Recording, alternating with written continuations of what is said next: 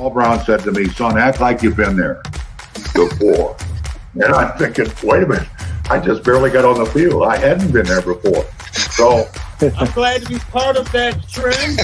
You know, sun's out, guns out. How about Isaac Curtis on one side, Charlie Joyner on the other side? A lot of quarterbacks were very envious that I had those two weapons to throw to. But now, wait a minute. Is it fair that Pat McInally is still the sexiest guy on our team? Is that?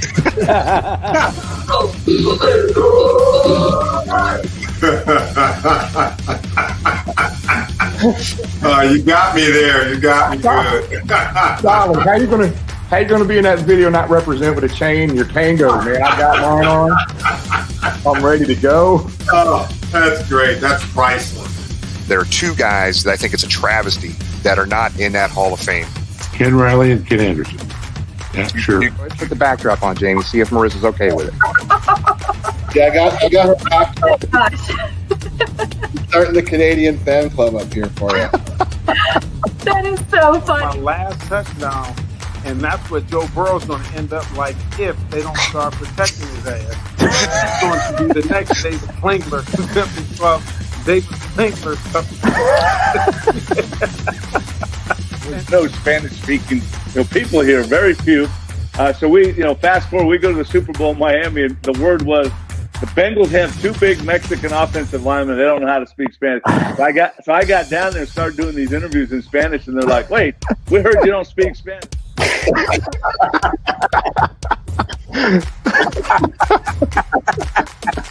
What's going on, fellas? What's going on? But I got on the plane one day in an all red Suge Knight suit. And boy, Joe Walters and the linemen, they destroyed me. I thought for sure I was so clean. I had some gaiters on, all red suit on. I was Suge Knight. They roasted me. The head coach was really the pain in the butt. The Jerry Glenn, he would thought he was. If you didn't know who he was, he walked out there like he owned his state. And I always say, if I could get a chance to hit him on the sideline, I would. I'm tackling your ass, Pete. I'm shoestring low on you. But I got to tell you, you have been stepped on, son. You would have had cleats everywhere. Well, I'm proud to be a Bengal. Yes, I'm proud to be a Bengal again. I got nothing from you guys. What's up, everybody? Hey, it's draft week in Cincinnati, guys, in the NFL. So, guys, we're going to be on 3 times over the next 7 days. Tonight, Thursday night, we're going to have a very special draft day special. We've got a very special guest Thursday night at 7 o'clock is going to be the time. I will be live from the inner circle from the draft stage Thursday night for the draft itself for the first round. And then next Sunday night, Duke Tobin will be on with us talking some post-draft discussions with Duke. We got 10 or 15 minutes with Duke Tobin, Tom. So I know Dave just got in the waiting room, but I'm going to hit on a couple quick things here, everybody, just to let everybody know. Today we had an event down at the Banks area. We had Dell Hall. We raised for Ken Anderson Alliance. We did basically a 5K on the Purple People Bridge today. And we had about 100 people show up. We raised over $10,000. You guys raised $10,000 for the event. A bunch of us hung around afterwards and had some beers and a late lunch at Brothers down there in the Banks. But thanks, everybody, for participating, whether you were there in person or if you helped donate financially. But over $10,000 you guys raised for the Ken Anderson Alliance. So, Tom, that was an awesome event today, buddy. It really was. As always, the Bengals fans stepping up in the community, donating, one for Alzheimer's, and of course Ken Anderson Alliance and all the good that they do. Yeah, good stuff, man. Real quick before I bring Dave on, just to let everybody know, James is out of the country with his family. He is, I think he's scuba diving, if I'm not mistaken. So James, he's on special assignment. Special assignment. My bad. I wasn't supposed to tell you he was scuba diving. Special assignment. So James will not be here, and Jamie got caught up in some work stuff today. So it'll be Tom and I hold down the fort. But we got a lot of stuff to talk to Dave about. So let's go ahead and bring on Dave Lapham here.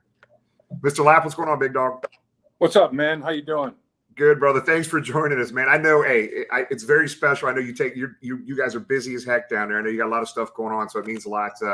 You taking some time with us, Dave. So I guess we can start here, David. If everybody's viewing and watching right now, you have any questions for Dave, go ahead and throw them in our chat area. We'll try to pull some of those questions up for Dave and let him answer some of those questions for you. So Facebook, Twitter, YouTube, wherever you're at, go ahead and type in those questions, and we'll make sure we try to throw some of those up for you guys today. Dave, let's just start, I guess, before we get to the draft talk. I mean, we have to talk free agency, right? Because we're not where we're at today going into the draft without what they've done in the free agency here. So just talk about, with all the stuff they've done in free agency, how does that change the way they look at the draft this week? Yeah, I think you're right. You're right on it, Jim. I think the way they handled free agency with attacking the offensive line and signing Hayden Hurst as a tight end and signing Collins to play the right tackle position. You get Alex Kappa, probably going to start at the right guard position. You have Ted Karras, who's going to start either center or left guard. He can do either. So that's a pretty good haul, and they went after it the right way. I think they didn't overpay. They found guys that had a common interest in what they were trying to get done here with the Cincinnati Bengals, and it's going to be a much improved, totally revamped offensive line. So four out of the 5 guys are going to be new starters. Jackson Carman is going to get the opportunity to win that left guard position. See if he can handle that and advance his play and the consistency of his play to be able to handle that left guard spot. But it's going to look totally different up front. You've got guys that have come from Super Bowl champion football teams.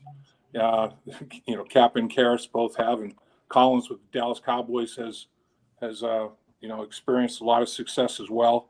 He's a beast now. I think he's a premier tackle in the National Football League. So having him manning that right tackle position, I think, is going to be a big deal. And he and Frank Pollock have worked together the first three years of his career. So I think it was massive what they did in free agency. And now they're in a situation where they can let the draft fall to them. They can let their board speak to them.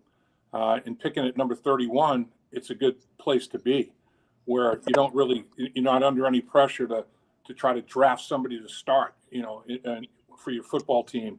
And there's a lot of guys that are really good football players in this draft that may not be starters immediately in the National Football League, but you can develop into starters and very long, productive, successful careers. And I think the Bengals are going to be able to draft quite a few of them, to be honest with you. And you never know. You may end up getting a plum and could end up being a starter for you next football season, 2022 season. You just never know.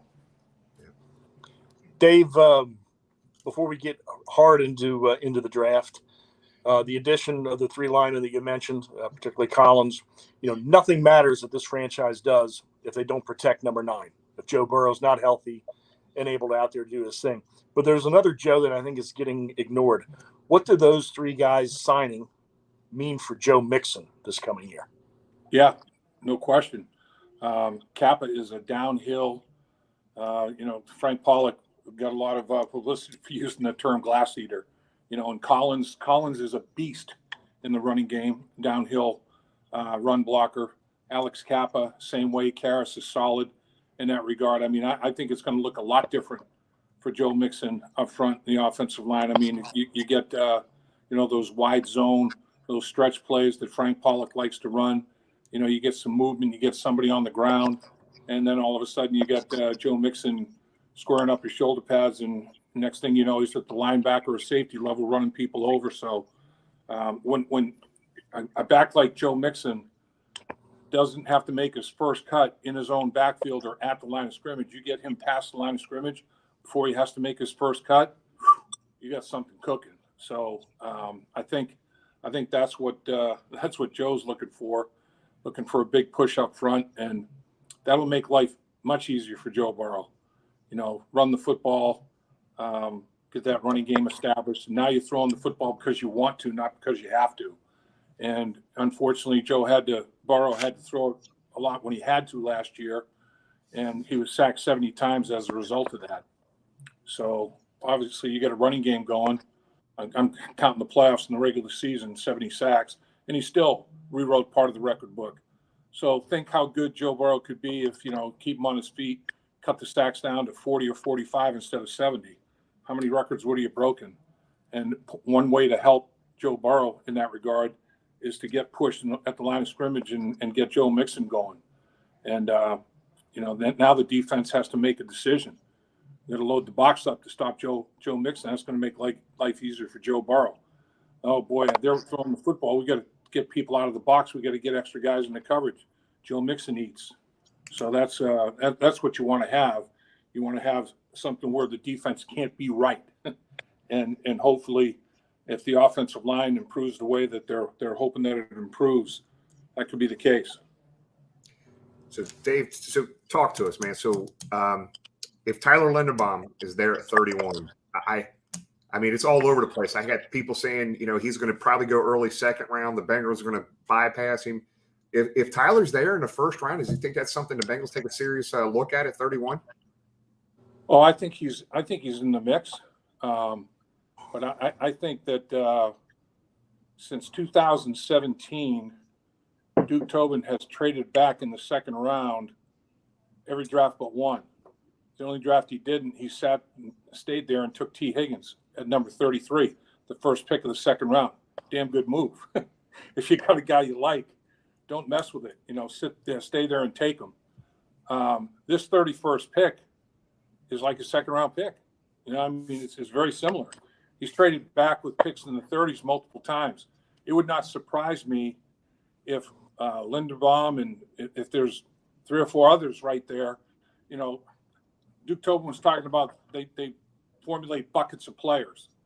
And if they've got a bucket still at that spot at 31 where it's multiple players, not just a guy, and they feel like they can trade back, and say they trade back to 38 where the New York Jets reside, they get an additional 4th round pick, potentially another, and it's like second to 4th. If you can get an additional 4th round pick earlier round, the early would have 6th or 7th, I guess it is in the 4th.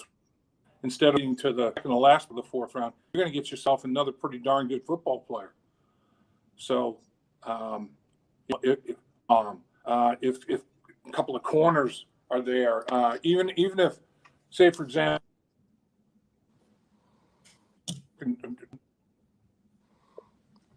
putting a list out of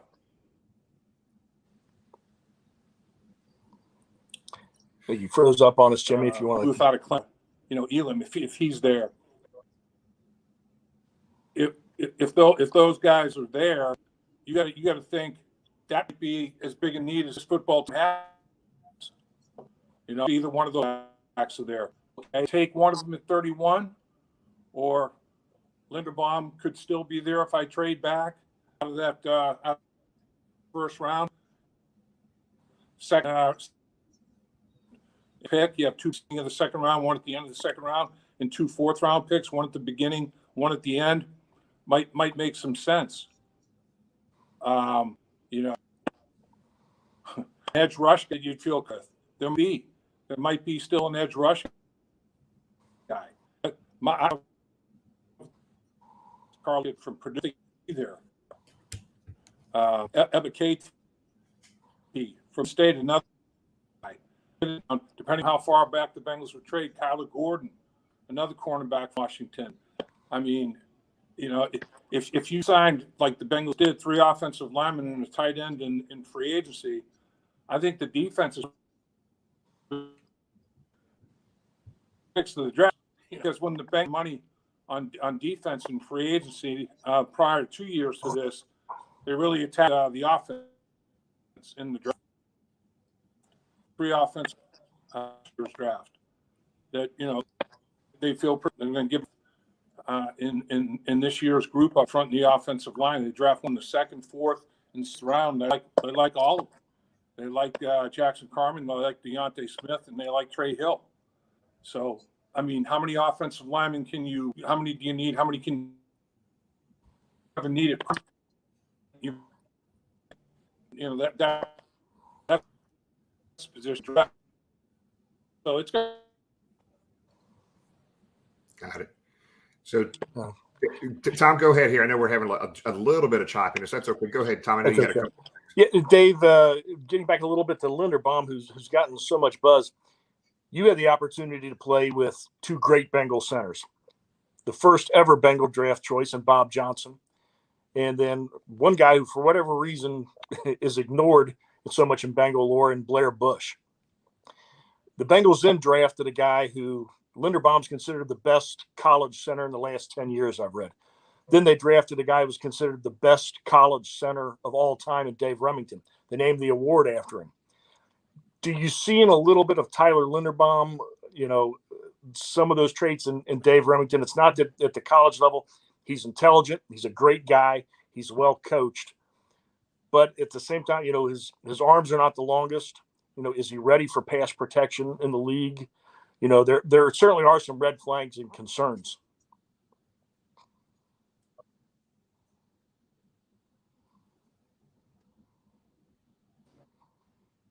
Yeah, he's in the universe. He was coming down to Nebraska. I think Linderbaum, that kind of, just unbelievable, immense physical strength deal. What Linderbaum is, unbelievably athletic. He's got unbelievable outside of the guard. He can come down, reach that guy. He's incredibly athletic, tremendous wrestler. He's a shot putter, a really good guy. It is, his arm length obviously is the big concern. And clear center, these guys, Bob Johnson, Bush was strong. Versatility, NFL, because only like 7-8 linemen, active on game day. But if you've got a center that is, is a dominant at that position, you live with it. Fine. Versatility, in the other offensive lineman for sure. And Tyler Linderbaum finishes determined. He is, and yeah, pro football gave that. Hey Dave, I tell you what, if you don't mind, I think we just got a bad connection here just for a second for some reason. If you could hear me, see, I was talking about. You can't. Hey Dave, I'm going to do me a favor if you could. Could you log back out and sign back in for us real quick? Yeah. Okay. All right. Thank you. Thanks. I think he was clear then, but for everybody watching, what he was talking about and raving about was, as so many everybody is talking about Tyler Linderbaum, is his athleticism and his ability to get to the second level, which is really, something, Dave Remington did with strength, but Tyler Linderbaum does with athleticism and quickness. Two different guys, but same build, a little bit of the same concern. Tyler Linderbaum with those short arms and the size. Gil Brandt today on the NFL Network was talking about, if he comes in and starts this year at center, he will not just be the smallest center in the league. He'll be the smallest center by a lot. I mean, he's in the low 290s, going up against nose tackles that are ranging anywhere from, 325 to 360, maybe more. And he's going to have to take care of them one-on-one. So, consider that in the run game, and the pass game too. And our division is not the easiest division to blend into. When you're playing the Steelers and some of their funky blitzes, when you're playing Cleveland, and their amount of talent, and the Ravens, how they just come at you stark raving mad, no pun intended, every time you play them. So they are, it's a tough division to drop a center in and just expect him to start from day one. Yep. Let's do this while we wait for Dave. I'm sending a message. Dave's coming back in the room right now. So real quick, Tom, I know we had this in there. So 10 years ago, 2010, the Bengals drafted in the 4th round, maybe one of their best defensive players in the history of the Cincinnati Bengals. Who's that man? Geno Atkins.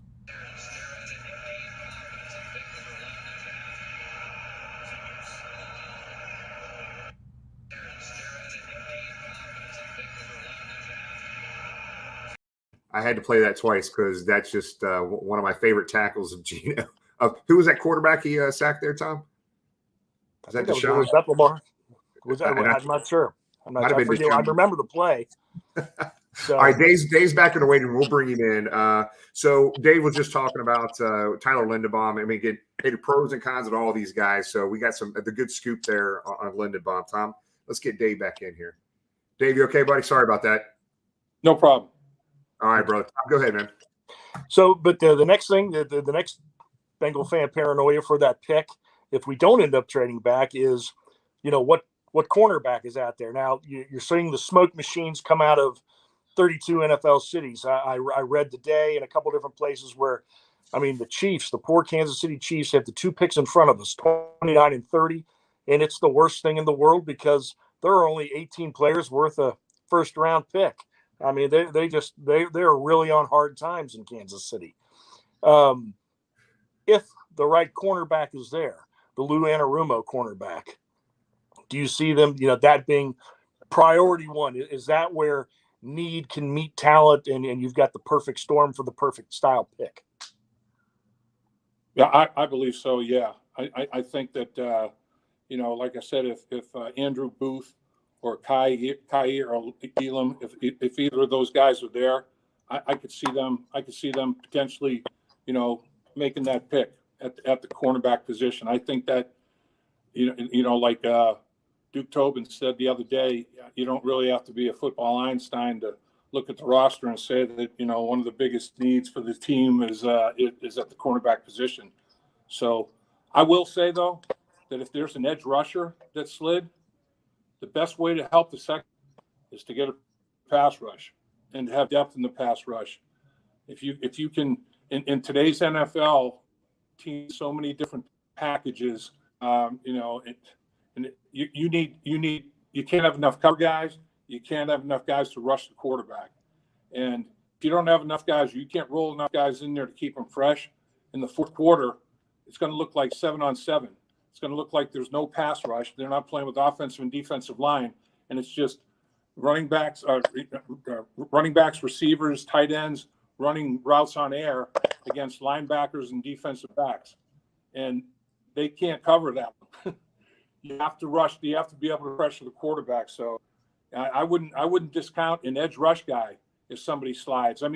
I think honestly they're just gonna, they're gonna let the board speak to them. And if there's if somebody in that bucket is still there that they didn't think was going to be there when they did 31, you don't know when the run in the positions are going to happen. When's the run in the edge rush going to happen? So I've seen some mock drafts have 3 edge rushers go the first 3 picks of the draft.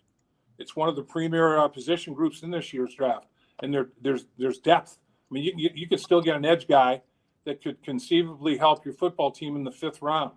So, we don't know how their board. They set their board, the top 50 players or 100 players in the draft, and then they'll also have another board by need. And where does that meet? The best player, and then the need. And sometimes people's boards are stacked by need. So when the runs on these positions are going to occur, anybody's guess. It's going to be a very interesting draft. There's no doubt. Yeah. So Dave, it's funny, man, because everybody likes to talk about offense. I don't think we need too much more on offense. I bet people say you never have enough weapons. There's so many questions about another receiver. We probably do need a 4th receiver, but when do you see the Bengals potentially, if at all, looking at another receiver in the draft? Yeah, I don't think that's going to be in the first 3 rounds. I'd be surprised if it's in the first 3 rounds. I think that, maybe, and again, if they trade back and get 2 4th-round picks, 1 early and 1 late, their own late, and whoever's early by trade, it wouldn't surprise me to see the wide receiver at that. But again, if for whatever reason, because of the run on defensive players occurs in whatever round is, and there's a wide receiver that the Bengals rated top half of the round and bottom of that round, their board's speaking to them, and they may pull the trigger. And that's where this is right now. Is get right depth of your foot team, and don't sacrifice a good football player, to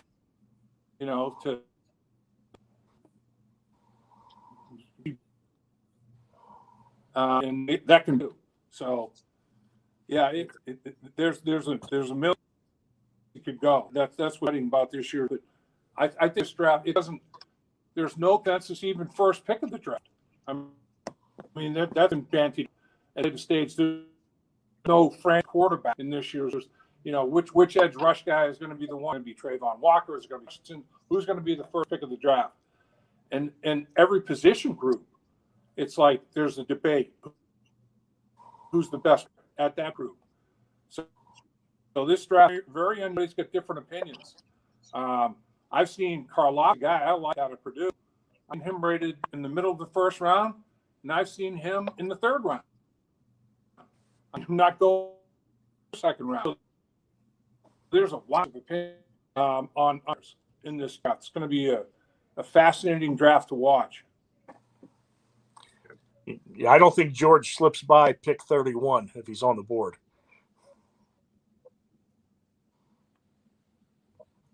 I agree with you, and I'd be happy if George is there. George, we know how Hendrickson and Hubbard play with effort. George is bigger than those. Kind of he added to the H boys. Karloftis would be a big addition on the edge, man. Big. Yeah. Dave, I know we told you 15, 20 minutes. If you got a couple more minutes, I'd like to ask you a few more things. So the Hall of Fame, Pro Football Hall of Fame announced that it looks like they might be expanding the senior class to up to 3. I think it was this past week. I mean, just your feelings on that, your take and your opinion on what they're trying to do there. It looks like they're trying to expand that senior class, which is something as Bengal fans we all hope happens, obviously, for Ken Riley, Ken Anderson, Isaac Curtis, and all these other guys. So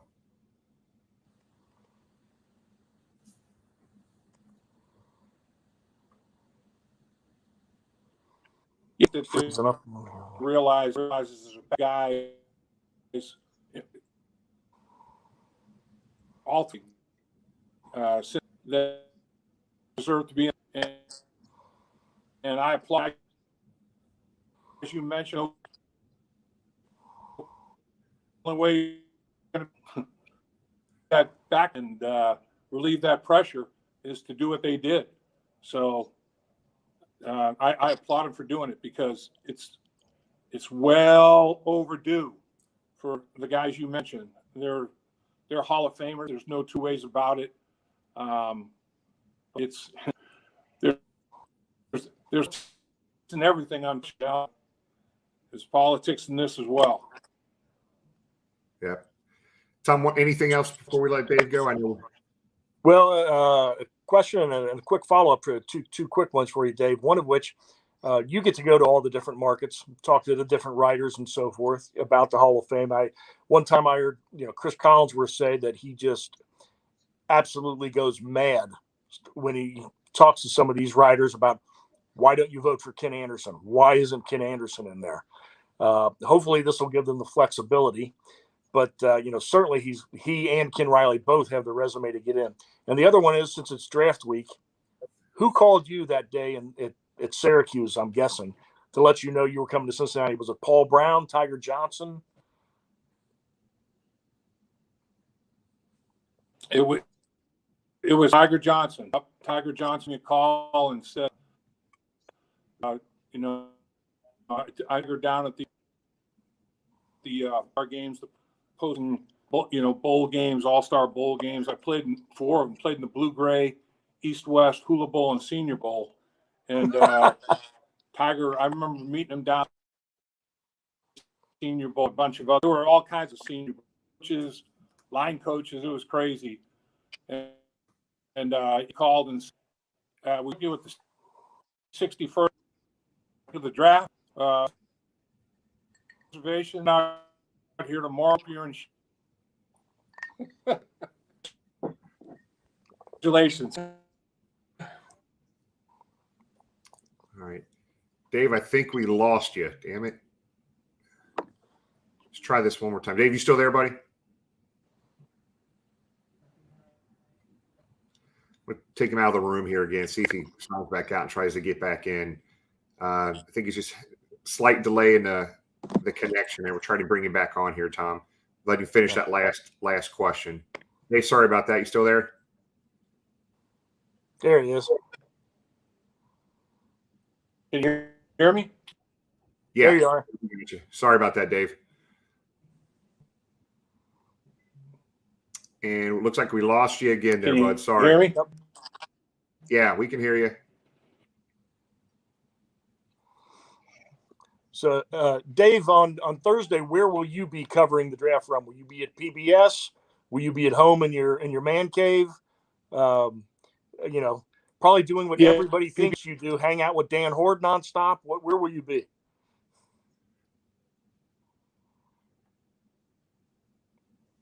I'll be Paul Brown's.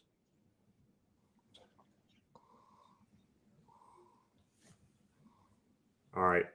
Lap, we'll let you go, buddy. Man, we appreciate the time. We had you over the time that we asked you for, bud. But brother, here's to a great week draft, man. Let's add some pieces to this team. Let's keep getting better and get back to that Super Bowl, brother. We appreciate it, man. Thanks, buddy. Dave, thanks. Who day?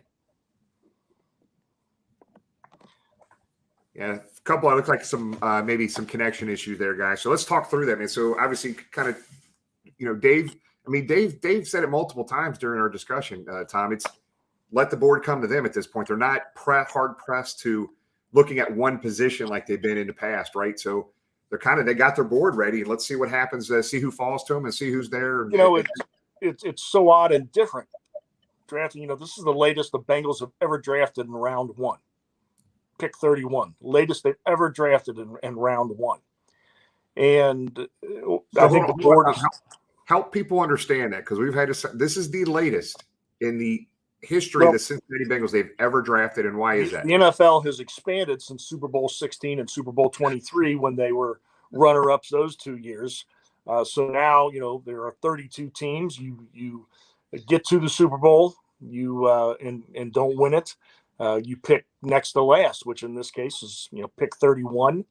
Pick 32 would have been for the Rams, but I don't think they have a first round pick till 2047, but they've traded that pick to Detroit. So the Bengals will pick 31. They've never drafted that late in the first round. They've had a 31st draft pick and all that, but this is the latest they've drafted in the first round. They've traded out of the first round before, and they may do it again. But so they'll pick 31. They've got the board. Doesn't sound like they're in the mood to reach. Doesn't sound like they're in the mood to panic. I think what is so dramatically different, even when we were making the playoffs every year, under Andy and Marvin, a decade ago when we went 5 years in a row, even then we were early enough to kind of identify a need and look at a player and hope that player was going to be there. In this case, there are going to be 30 other choices in front of us to dictate what's there on our board that we like. Is it going to be, like Dave said, that outstanding defensive end from Purdue? Is it going to be one of those 3 or 4 cornerbacks that he identified that everybody that's following the draft knows are out there, sort of headlined by Booth, a guy I like quite a bit? Is it going to be that? Could they, is it going to be Linderbaum? Do they really think that highly of him as a center?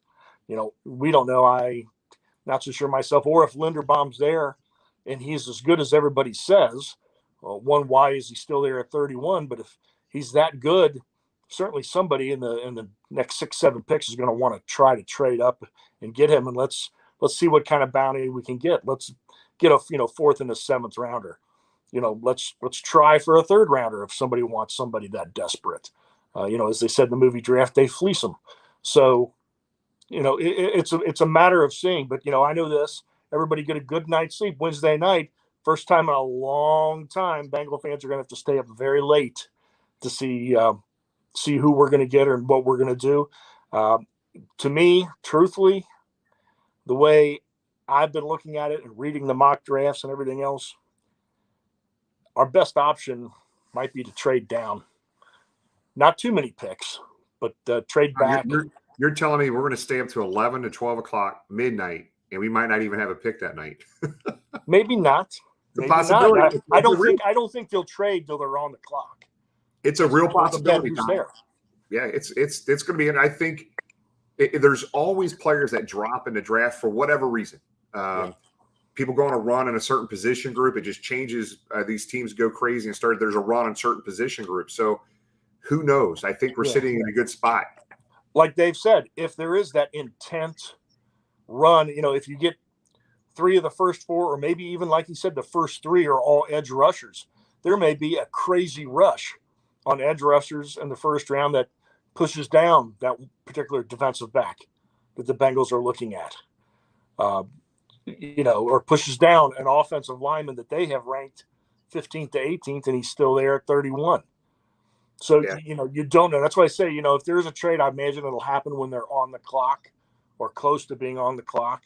But, you're going to see a lot of smoke signals this week. Like I said, I found it funny today. Kansas City is they are just absolutely despondent because they've got these 2 picks that they traded for at the end of the round, and there are no worthy first round draft picks there.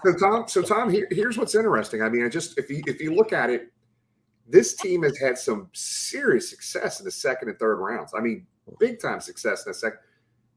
Man, I'm very interested. I'm obviously excited about Thursday, right? To see if we do actually have a pick in that first round, if we keep that pick.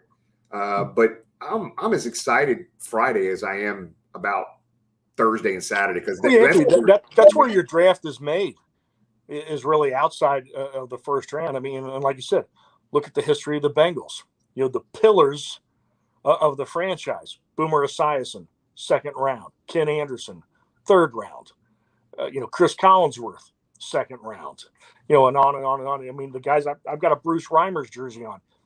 I don't think he wouldn't even be eligible to be drafted. Tim Crumry wouldn't be eligible to be drafted nowadays. So, you have to watch all 7 rounds. And one thing that I'm finding interesting that nobody's talking a lot about, I keep hearing people, Kevin Huber has not re-signed yet. We don't know what his plans are. We don't know what the Bengals' plans are. They certainly have a talented punter on the roster from Ohio State, but everybody's worried about a punter. What I think can be exciting for this team is Coach Simmons, Darren Simmons, keeps talking about, and what's really exciting on a team is when you got a guy that can return, a guy who can kick something up in the punt return game, the kick return game. We have Brandon Wilson, one of the best in the league, but he's coming back from an injury, a pretty serious knee injury. So, I think round 4 and later, maybe round 5 and later, I'm not necessarily looking for a punter, but I'm looking for somebody that can really kick up our return game quite a bit and be excited in that way. So, it's going to be a great 3 days to see what toys, we bring in so we can find a way to win that last game in February. Came so close this year. So, we, make it so when we have an injury and a guy has to miss a week, we're not all panicked. We've got a guy to get in there and plug in. So it's going to be an exciting 3 days. So it's interesting. I mean, so these diamonds in the rough, right? These guys that don't fit the mold. Tim Crumry was a 10th round pick. We have, and I've gotten 3 requests now to play this video again, Tom, but this guy right here was a 4th.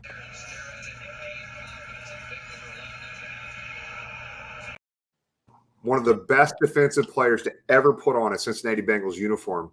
That guy was drafted in a 4th round. You talking about a guy who had didn't fit the prototypical defensive lineman size in the NFL, but the guy had all the heart, quick first step, quick off the line, powerful as hell, Tom. Geno Atkins was a diamond in the rough.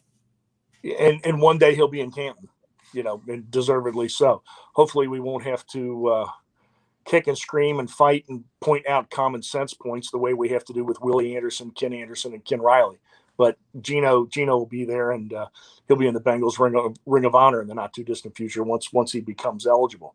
But guys like Geno Atkins, you can find guys in those middle to late rounds who maybe have first or second round talent, but for whatever reason, they drop. Maybe there's an injury concern that they're coming back from. Maybe as an 18 or 19-year-old kid or 20-year-old kid, they were very immature. But in the last year or so in college, they grew up some, and they shedded that, and that part of their life is behind them. But it pushes them down in the draft, and they're ready to go.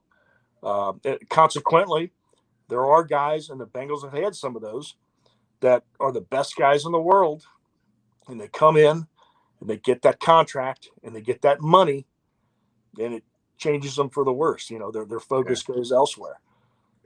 Hey, Tom, let's do this. So a lot of questions in the chat here. Guys, any questions about the draft? Let's throw them up here. Let's have some conversations around it. I think Robert here has a good point. If there's a very good chance Huber's not coming back, guys. Drew Chrisman's probably going to be our punter next year. I don't really have serious concerns about this, Robert. I don't know about you, Tom. I think this is something they practice enough over and over that they could get right pretty quickly. That's been a pretty sound thing, our snap and holds and extra points and field goals. Two things, Robert. One, Harris is coming back this year. He's re-signed. Drew Chrisman, like Jimmy said, is on the roster. Two important things.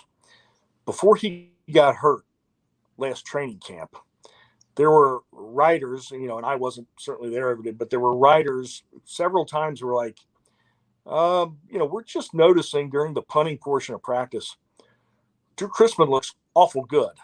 Drew Chrisman is out punting Kevin Huber. And Drew Chrisman was also the holder at Ohio State.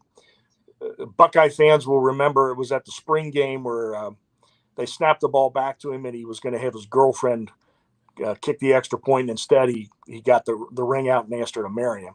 So, the cupboard is not bare there. There's a very talented young man there who also has experience as a holder. But we love Kevin Huber. I mean, nobody has played more games in a Bengal uniform than Kevin Huber, and as a class act. And, we'll see what happens. Hey, Tom, this is a question here from Greg. Gordon, Elam, and Booth. Wow. I would say if all three of them are there, and we can probably trade back 5 spots, we're going to get just as effective of a guy. My favorite, and unfortunately he's had to have, I believe, some sports hernia surgery this offseason, is Andrew Booth out of Clemson. Of those three, if once he gets healthy, and he'll be a little bit behind, but they say he'll be ready for camp. Once he gets healthy, I think he's a starter. The big thing for him is getting healthy and staying healthy. But all three of those guys can step in. So, Tom, that's the thing, too. I mean, these injuries that these NFL teams are going through, they're doing their medical staff looking at these things. That's another reason you see, like we talked about earlier, a lot of these guys slipping as well. So that's a very and some guys, who was an Iron Man, Jimmy, in college? Tyler Eifert was an absolute rock at Notre Dame. He didn't miss game, and he was a tough guy. He just had horrific injury luck.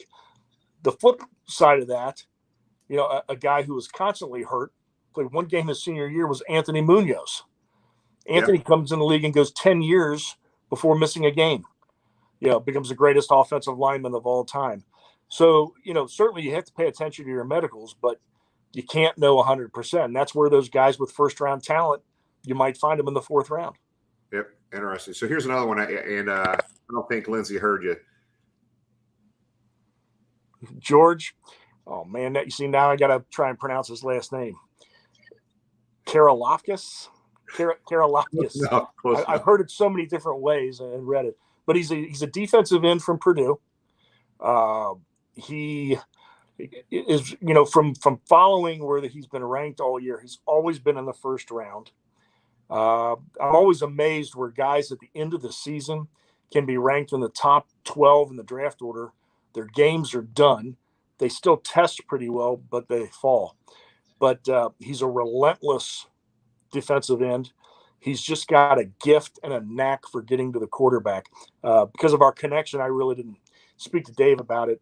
There was a gentleman here in Cincinnati by the name of Jerry Jones who was following and writing about the NFL draft before it was cool. And I got to know him quite well. worked for him for a little while.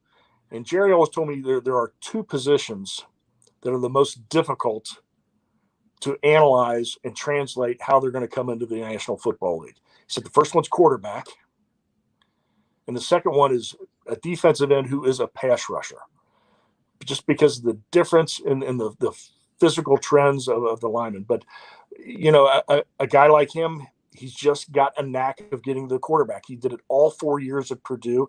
Athletically, he tests very similar to the Bosa's. I'm not saying he's the Bosa's, but athletically, he tests very similar to them. And, wow, as much as I personally would love to see them get a cornerback, if he's there at 31, like Lapp said, you don't wait. you pull it off.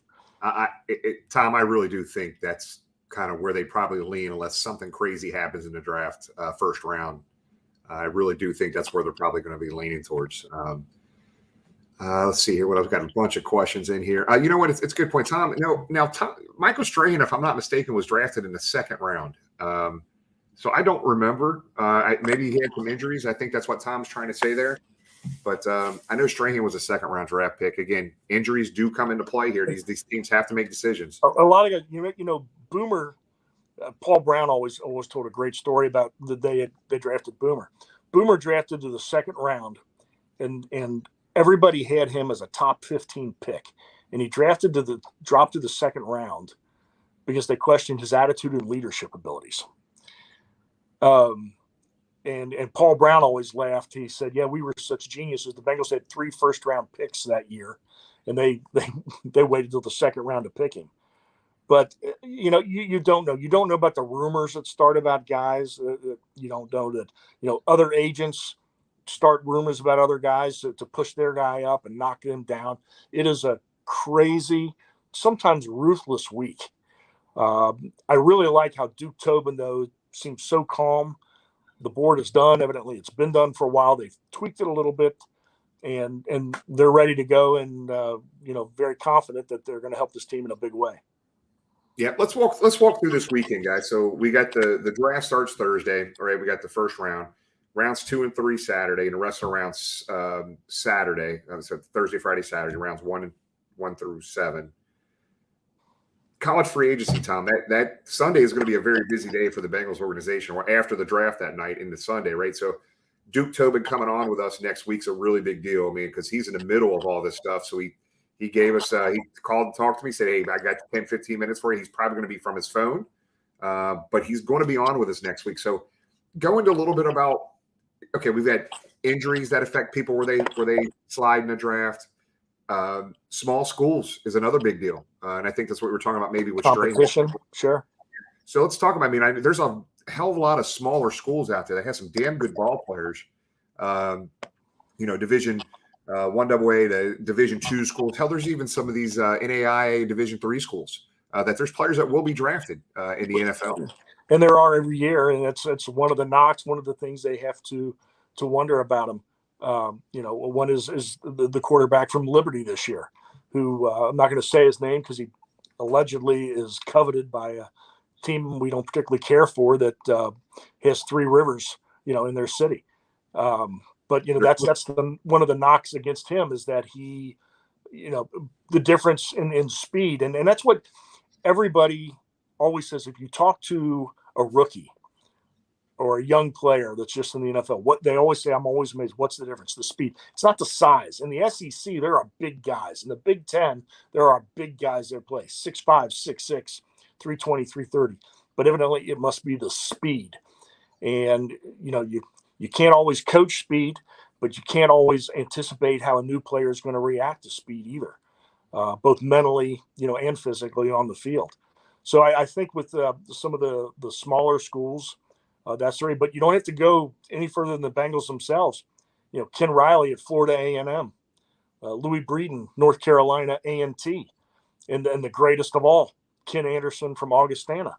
Tiny Augustana. Tiny Augustana. Bob Trumpy always said, because he kind of moved on from football when the Bengals drafted him in the 12th round in their first draft. He was, I think, a bill collector in Los Angeles, and he always said that he was drafted out of the company that he worked for. So yeah, there are going to be some neat small school stories. I think Marvin's first draft, I forget his name, we drafted a linebacker from Mars. That's Mars Academy. I don't know, but I don't believe he ever made the team. But so yeah, you can get guys all over. Yeah, and we keep talking about how well the Bengals have done in that second and third round. Again, I can't sit here and say how much better they've done. Samuel, great point. Yeah, very, very good, point. So yeah, there's a bunch of stuff, and the situation. I know that a lot of UC fans are also Cincinnati fans or Bengal fans and UC football fans, but Ritter, gosh, man, I hope the guy doesn't go to the city near West Virginia because I want to root for him, but if he goes there, I'm not. So it's he's been there. They've been here to see him. They spent a lot of time with him at the Senior Bowl. They spent a lot of time at UC's practice with him. But another team that's really on him hard is Detroit.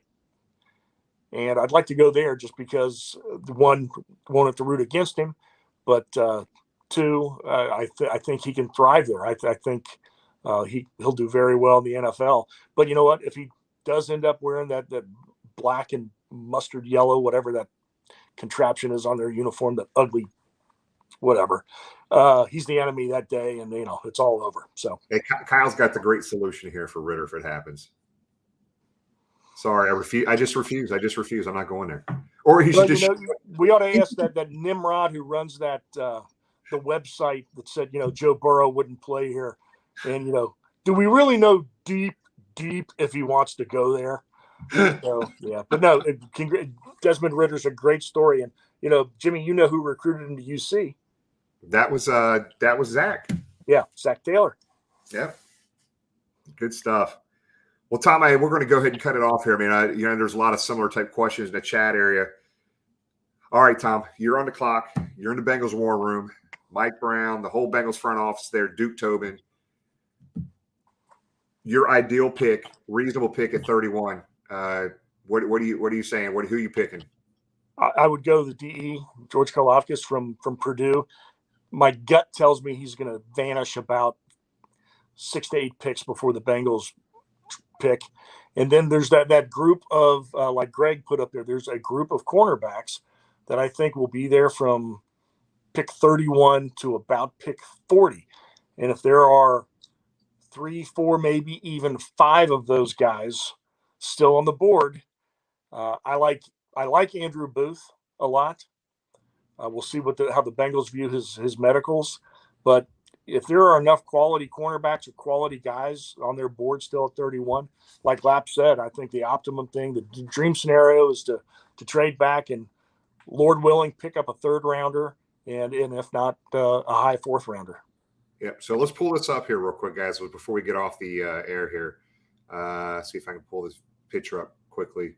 It's much better when we have a producer in this thing to make this thing go way smoother. So see if I can find it here real quick. Well, I'm not going to be able to find it. Yeah, it is. Hold on one second here. So I'm not going to be able to pull it up, it looks like. But here's where we're at. So we got the 31st overall pick, 63rd, 95th. So the first 2 rounds there. Round 1, we got the 31st pick. And rounds 2 and 3 Friday, we got 63 and 95. So, I wouldn't be surprised if they traded back in the first round. Who knows?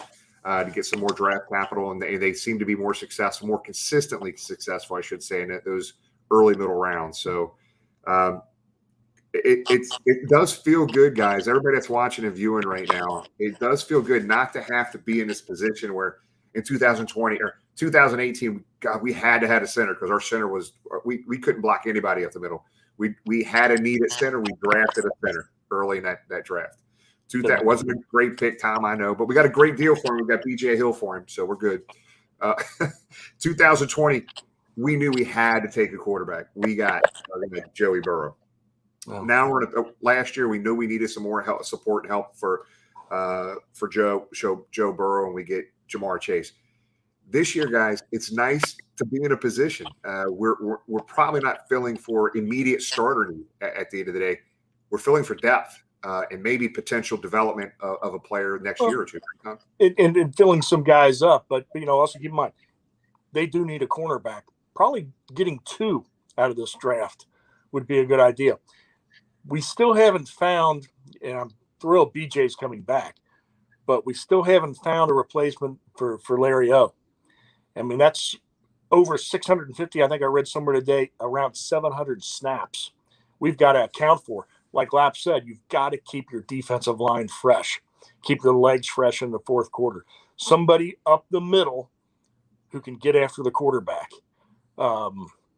So they're going to have to get a defensive tackle.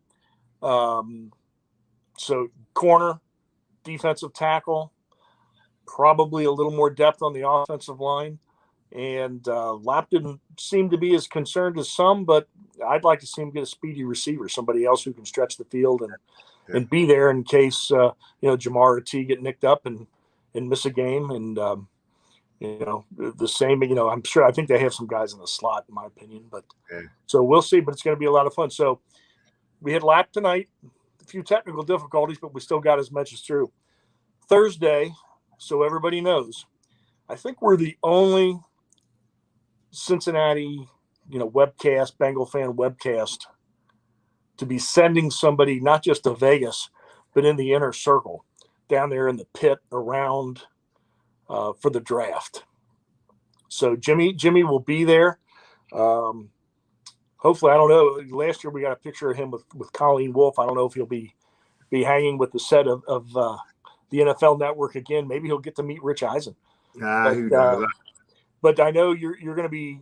We've talked about some people that you might be talking to have on with us Thursday Night Live. Hopefully, Jamie and I will be here in the studio. James will still be on extended special assignment, getting ready for some post draft things. And but yeah, we'll be on 7:00, an hour before the draft. We won't take it all the way up an hour right up against the draft. Probably 30-40 minutes we'll be on. So please tune in, send in some questions. We'll see what everybody's been hearing all week. We might have 2 special guests Thursday, just to let you know, but there will be some extremely insightful things because things are going to change from our conversation today until Thursday at 7:00. So make sure you tune in.